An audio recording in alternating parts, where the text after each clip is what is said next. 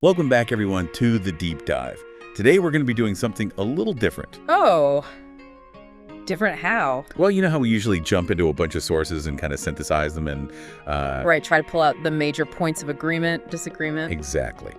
But for this one, a listener wrote in and requested a deep dive specifically on the origins of the Ramayana. Oh, wow, that's quite a task. It is. They were really interested in how it came to be, like what inspired Valmiki to write it. I see, the creative process behind it, the why, the how. Yeah, and they even asked about why Valmiki was chosen for this. Like, was there something special about him? Interesting. Well, I think we have enough material to at least try and tackle those questions, right? Yeah, I think so too. And I think it's going to be really fascinating to kind of delve into those sources. So to start, like with all good stories, the Ramayana begins with something seemingly simple, almost mundane. Okay, set the scene for us. So we have Valmiki, a sage known for his mastery of language, and he witnesses a hunter kill a male croucher bird. Ah, so not a grand battle, not gods descending from the heavens, just a simple, everyday tragedy. Right, something that could have easily been overlooked. But it's Valmiki's reaction that's so intriguing. He's completely overcome with sorrow and anger, particularly by the female bird's grief. And it's this raw emotion that pours out of him in the form of a poetic couplet. Now, correct me if I'm wrong, but this wasn't just any poetic couplet. It was a very specific meter, wasn't it? You are absolutely right. The meter was what we call a sloka, 4 metrical feet, each one with 8 letters. And it's amazing, right? Because it almost seems like an accident, this outpouring. Did he even realize what he'd just done at that moment, That's a great question, and it gets right to the heart of the mystery of the Ramayana's origins. Because what we see is that his student, his pupil, seems to recognize that this is something profound, something almost divine. Like this accidental sloka, this verse, is the seed for the entire epic. Wait, are we saying this one verse, born out of this, intense grief and anger, somehow contains the blueprint for the whole Ramayana? It's incredible. Seems unbelievable, right? But that's really what the texts point to. It's like this single event, this spontaneous reaction. It's not just the birth of the Ramayana, the story itself, but also of a new literary form.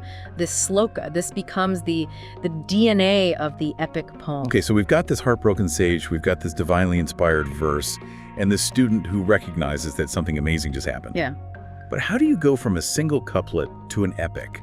I mean, how did Valmiki take this one verse and turn it into tens of thousands? Right. And this is where the idea of divine inspiration becomes so central, because the sources suggest that through this inspiration, Valmiki was able to see the entire story of Rama unfold. And I'm not talking about just flashes or images, but the entire narrative arc.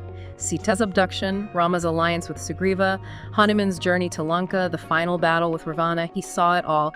And get this, before Rama was even born. He essentially time traveled through the story before it even happened. I mean, what does that even mean, practically speaking? Did he see this play out like a movie in his mind? I wish we had those details. It would be fascinating. What we do know is that the texts emphasize the power of this divine insight, this almost like higher consciousness that allowed him to witness the tapestry of Rama's life. So it's not about just imagination. It's about tapping into some deeper well of knowledge, some cosmic awareness. But out of all the sages and poets, why Valmiki? Why him? That's a good question. It's like, what made him the chosen one, right? Mm-hmm. The texts offer some clues, and one is his sensitivity. Remember his reaction to the birds. The Ramayana isn't just an adventure. It's filled with morals, spiritual lessons. This capacity for empathy, to feel the pain of another, well, it suggests someone deeply attuned to the deeper currents of existence. It's like he was chosen because he could feel the weight of the story, its emotional depth. But was he alone in this endeavor? We see Narada mentioned in the material, this divine sage known for wisdom. What was his role? Some sort of editor, helping to shape the narrative. Narada is a bit more nuanced than that. He's often portrayed as a messenger, right? Imparting knowledge, guiding events. It's not explicitly spelled out, but it's possible he was a source of information for Valmiki, maybe revealing key events or offering a broader context to help piece the narrative together. Okay, so we have Valmiki with this incredible vision, guided by divine inspiration and potentially getting some direction from Narada. But how vast was this epic he was creating? You mentioned tens of thousands of verses. What did that even look like? Imagine a story that spans continents, across forests, kingdoms, even the underwater realm. Battles with thousands of warriors, intricate descriptions of palaces, dialogues filled with philosophical and spiritual insights, all meticulously crafted in this sloka form. It's awe-inspiring, really. To be able to envision this with all the details and translate it into verse, that's genius. This wasn't just a story, it was a world unto itself. And it's not just the scale, it's the techniques he used. He didn't just tell the story in a straight line. Yeah, I remember reading about that, like different storylines, different perspectives. Exactly. Like, take the abduction of Sita. Huge moment, right? Valmiki describes it from multiple viewpoints. You might get Rama's perspective, telling his brother what happened, all the anguish, the despair. Then it shifts. You're suddenly seeing it through Ravana's eyes, the lust, the ambition, as he's carrying her away. So you're getting a much more complex picture of the event, not just a single version of it. Precisely. And he doesn't just do this with human characters, You get glimpses into the minds of gods, demons, even animals. It's this interconnectedness, how everyone's impacted by these events. It's such a clever way to pull the reader in, make them feel like they're experiencing the story, not just reading it. Exactly. Makes it immersive, engaging. Valmiki really knew how to create a narrative that works on so many levels. So we've talked scale, meter, these intricate narratives, all pointing to his genius. But still, the question remains, why him? What made him so uniquely qualified to receive this inspiration and actually create this epic? Was it simply a matter of language skills? Well, I think the sources suggest it's more than that. Remember, he wasn't just a poet, he was a sage.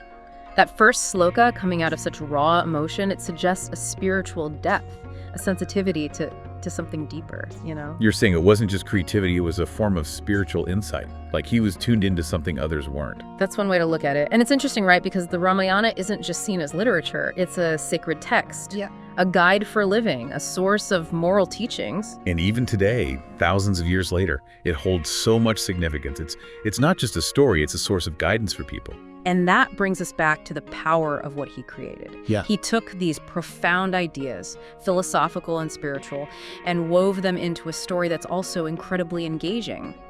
He's not lecturing you about dharma or karma. He's showing you through the lives of the characters. It's like learning life lessons through a really captivating story. No wonder it's resonated across cultures and time. Absolutely. It speaks to Valmiki's ability to capture the essence of the human experience, the struggles, the triumphs, that search for meaning. He created something that transcends time and speaks to something deep within us. Wow, it really feels like we've gone on this incredible journey already, and yet we've only just scratched the surface of the Ramayana. The material you provided, it really highlights how this isn't just a story, it's a whole universe. It really is, and you can explore it on so many levels. The scale, the plot, the characters, the beautiful language. It makes you wonder, how did he keep track of it all? I mean, we talked about the inspiration, Radha's possible guidance, but was there some method to his madness? How did he structure this epic so meticulously? That's the question, isn't it? Scholars have been trying to figure that out for centuries. We don't have Valmiki's notes, unfortunately, but there are clues in the text itself. Oh, like what? Well, think about the structure. The Ramayana is divided into 6 books, the Kandas, each focusing on a different part of Rama's journey. It suggests a very deliberate organization, breaking this massive story into digestible chunks. Like chapters in a book, helping the reader along. But hold on, wasn't the Ramayana originally an oral tradition? How does that work with this structure? Great point. Before it was written down, it was likely recited, memorized, passed down through generations of storytellers. So that oral tradition must have shaped how Valmiki composed the verses, the rhythm, the structure, how easy it was to remember. So the sloka, that poetic meter, it wasn't just style, it was the tool for memory, for transmission. It's like we're seeing this hidden layer of the Ramayana, the world it was born into. Exactly. It adds to his genius, really. He wasn't just a poet. He was a master storyteller, understanding how language could captivate, inspire, and how to pass knowledge down through time. It's been an amazing deep dive.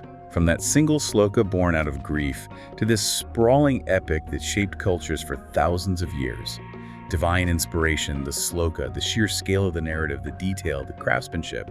Valmiki wasn't just telling a story, he was creating a world, a universe of meaning and emotion. And within that universe, he gave us these timeless lessons. Love, duty, courage, the struggle for what's right. These resonate even today with everyone, no matter who they are or what they believe. It seems like the Ramayana isn't just a poem, it's a testament to what humans are capable of. The creativity, the compassion, that search for meaning. And perhaps the most important thing to remember is that it's not static. The Ramayana is a living tradition, constantly evolving, being reinterpreted by each generation. It's a story that invites us to participate, to question, to find our own meaning within it. Beautifully put. So as we wrap up this deep dive, we encourage you to keep exploring the Ramayana, peel back its layers, and find your own connection to this timeless masterpiece. Until next time, happy exploring.